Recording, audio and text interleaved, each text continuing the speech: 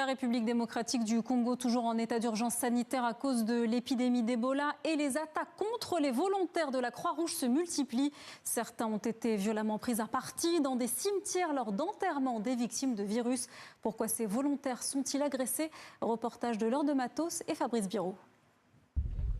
C'est une tâche ingrate, mais capitale. Enterrer les victimes d'Ebola de manière sécurisée et digne, comme le prônent les acteurs de la riposte en RDC. Ces volontaires de la Croix-Rouge sont formés pour manipuler des corps hautement infectieux selon des protocoles stricts afin d'empêcher la contagion. Mais ce qu'ils craignent lorsqu'ils interviennent, ce n'est pas d'abord le virus. Notre sécurité n'est pas assurée. Là où on va enterrer les gens, on est tout le temps en danger. C'est pas facile car on arrive au cimetière et les gens disent que c'est nous qui apportons la maladie. La population ne croit pas que la maladie existe vraiment.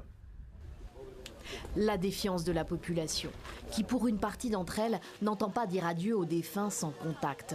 Selon la coutume, les proches doivent les toucher et pleurer leur mort. Or, le gouvernement a interdit les veillées funéraires, les rassemblements et les enterrements dégénèrent parfois.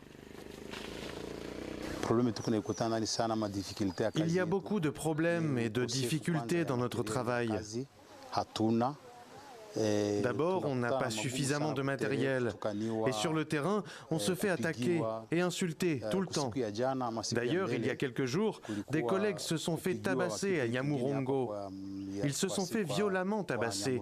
Certains ont été grièvement blessés et sont encore à l'hôpital.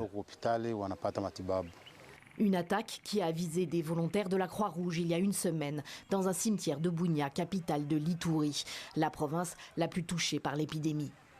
D'autres incidents ont été répertoriés ces dernières semaines.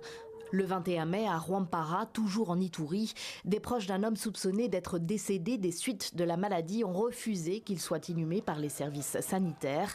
Une foule a alors incendié des tentes d'isolement destinées aux malades d'Ebola et s'en est prise à un hôpital de la ville.